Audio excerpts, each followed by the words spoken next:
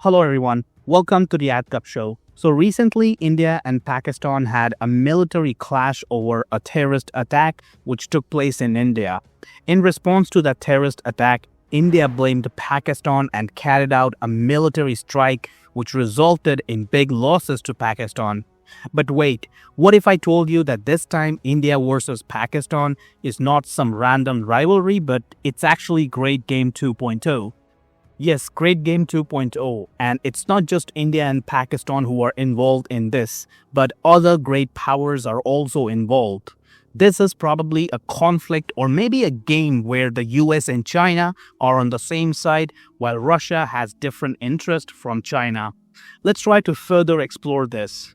So before we get into this Great Game 2.0, let's first understand what was the real Great Game which happened between the British Empire and the Russian Empire. So the Great Game was a term coined to describe the intense geopolitical rivalry between the British and Russian empires during the 19th century, primarily for dominance in Central Asia. This strategic contest, spanning roughly from 1813 to 1907, centered on regions such as Afghanistan, Persia, which is modern-day Iran, Tibet, and surrounding territories, with the British seeking to safeguard their prized colony, India, and the Russians aiming to expand their imperial reach towards warm water ports and strategic frontiers. The origins of the Great Game trace back to early 19th century when Russia's southward expansion into Caucasus and Central Asia alarmed Britain. India, often referred to as jewel in the crown of the British Empire, was a vital economic and strategic asset, and the British feared that Russian advances could threaten their control, particularly through the vulnerable northwest frontier of India, which is modern-day Pakistan and Afghanistan. Conversely, Russia sought to counter British influence, gain access to trade routes, and secure warm water ports, such as those in Persian Gulf, to bolster its global standing. The Great Game was less about direct warfare and more about subtle, calculated moves. Both empires employed spies, explorers, and diplomats disguised as travelers or scholars to gather intelligence and influence local rulers. British and Russian agents meticulously mapped uncharted territories, not only for strategic advantage but also to secure trade routes and buffer zones. Afghanistan, strategically located between two empires, became a focal point, often referred as the buffer state. Britain's disastrous First Anglo-Afghan War, which happened between 1939 to 1942, was a direct result of fear that Russia was gaining influence over Afghan Emir, leading to humiliating British retreat and significant loss of life. Throughout the period, both powers engaged in a delicate dance of alliances and betrayals with local clans, emirs, and tribal leaders. The Second Anglo-Afghan War, which happened between 1878 to 1880, further underscored Britain's determination to maintain Afghanistan as a buffer against Russian expansion. The Great Game culminated in the Anglo-Russian Convention of 1907, which formally ended the rivalry by demarcating spheres of influence. Russia gained dominance in northern Persia, Britain in the south, and Afghanistan was recognized as a British protectorate. This agreement reflected mutual exhaustion and looming threat of rising Germany, which prompted the two powers to align against a common enemy. So this was the brief story of Great Game. Now fast forward to the 21st century and it looks like the history is rhyming again with addition to new players like the US, which is pretty much an extension of the UK. Then we have got China, Russia, and finally India as an independent entity. Let's expand this further. So this is the map showing Russia, China, India, Central Asia, Iran, and Pakistan. This region is popularly known as Eurasia. Each country which I just mentioned has a role to play in this Great Game 2.0. There are other countries too like the US, UK, and Gulf. Now look at this map, which shows Russia's new trading route, which is known as International North-South Transport Corridor, INSDC, which passes through South Caucasus, Iran, and then reaches India, which has warm water ports. If this trade route materializes, then Russia will ultimately have access to India's warm water ports, which they are trying to get for almost 3 centuries. Now, it's not just about warm water ports, but Russia will also regain its lost influence in Central Asia. Currently, China and the US are trying to increase their influence in Central Asia, and Russia is unable to counter it. India is a country which is growing and is hungry for resources, and guess what? Russia has all the resources which India requires to grow. So in this case, if Russia supplies India with resources, then its influence will grow in the Indian subcontinent. And if that happens, then Russia's influence will grow also in the Gulf, Africa, and ASEAN nations. All this sounds very nice and probably easy to achieve, right? But wait, now look at this map. This is CPEC, China-Pakistan Economic Corridor. China has invested billions of dollars in establishing this economic corridor. However, it's not working as planned. It's facing massive losses due to Pakistan's inability to give desired returns on investments. China and Pakistan are still trying to get this project done, as this project is very important for China. Actually, China has only one trading route, which passes through Strait of Malacca in the Indian Ocean, and this route can be easily blocked by the US or even by India in the time of conflict.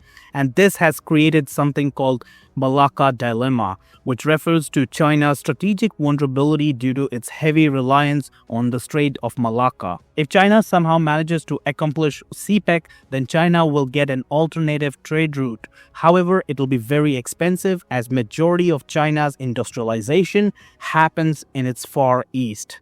Getting raw material via Pakistan through road doesn't make much of economic sense. However, CPEC gives China's direct access to Indian Ocean and Gulf countries.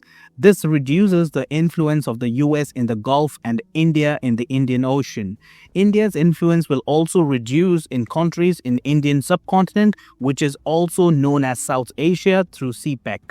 By the way, INSDC doesn't pass through Pakistan, but if it passes, then Russia and Iran will have more influence in the Indian subcontinent. In this case, balkanization of Pakistan will be good for India, Iran, and Russia. And who knows, India and Russia might end up building military bases in Balochistan and Sindh if Pakistan disintegrates. And as I have said earlier, that if INSDC becomes successful, then Russia will regain its lost influence in regions like Central Asia and South Caucasus. By the way, Pakistan is an ally of the Anglo-Saxon world, that is the US and the UK. So the moral of the story is both Russia and China want access to the Indian Ocean.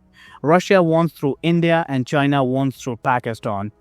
India and Pakistan can never be partners, so in this case, only one will get access. This brings Russia and China against each other. Now, Iran is also a major factor in this, and guess what? They are supporting INSDC. They came in the support of India against Pakistan, which was backed by China. Backing India increases influence of Iran in the region, plus Iran and Pakistan aren't really partners, as Pakistan is much closer to the West and the Arab nations, which are considered as rivals of Iran. And this brings us to the involvement of the West through IMEC, India, Middle East, Europe Economic Corridor. Look at this map. On September 10, 2023, the US and Arab nations came up with an idea of new trade route to counter China's BRI and get India away from Russia and Iran. By the way, CPEC is part of BRI. The idea of IMEC is very simple: establish new trade corridors and counter other major powers. India is the main party in this, which is very close to Russia and Iran, but it is also close to Arab nations and the West. India doesn't mind working with all sides without any conflicts, but that's not how geopolitics works. India's intentions are pretty simple. They want to maintain relationship with everyone and benefit from all sides. Now, chances for IMEC succeeding is not high due to Trump policies towards tariffs and lack of capital in the Arab nations. Moreover, their priorities have changed in the last couple of years. IMEC is to isolate Iran if you look at it through the lens of Arab nations, and anti-Russia and China if you look at through the lens of West. Trump policies towards Iran has been very aggressive, which puts IMEC in cold bag as Trump is directly dealing with Iran. However, in this case also, West will counter both INSDC and CPEC. Currently, there's massive instability in Pakistan where different ethnicities are demanding for independence. Now, these instabilities are natural, but they are fueled by both the West and India because they don't want CPEC to succeed. For INSDC, the West is building pressure on India to abandon Russia. However, it's not working. India is continuing its relationship with Russia and also to some extent with Iran. Now here's one question. If West has to choose between CPEC and INSDC, whom it will choose because both Russia and China are desperate. They want access to Indian Ocean for different reasons. The answer to this question is not complicated if you understand history and political dynamics. The West will allow China to accomplish CPEC, but they can't allow INSDC to get accomplished, and there are some valid reasons for that. CPEC doesn't threaten Western influence in the region as China wants it only to diversify its trade routes because Indo-Pacific is heating up. Also, CPEC isn't something which will change the entire course of geopolitics. However, it will affect India in a bad way, but in that case also, it's not something which will change the entire course. Plus, I have said earlier in this video that CPEC doesn't make much of an economic sense. The West will also support CPEC over INSDC because it helps in stabilizing Pakistan, and Pakistan is extremely loyal to the Anglo-Saxons. In fact, if British Empire stopped Russia for 150 years, then Pakistan carried that legacy and is stopping Russia and India for over 7 decades now. So it won't be wrong to say that when it comes to India, then the West, Pakistan and China are on the same page but with slight variations. Now, if INSDC succeeds, then Russia will come to Indian Ocean, Iran will be empowered and India's growth will skyrocket. This is an absolute nightmare scenario for the West and also for China.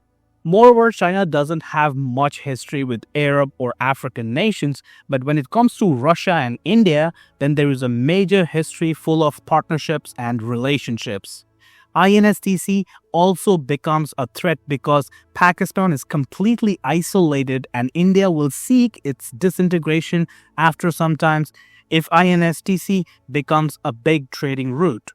Elimination of Pakistan will completely remove any checks and balances on India. Russia and Iran will increase their influence. There are many other parameters to this, but this is what Great Game 2.0 will look like. So there are 3 parties involved mixed in a complex web of interests and alliances.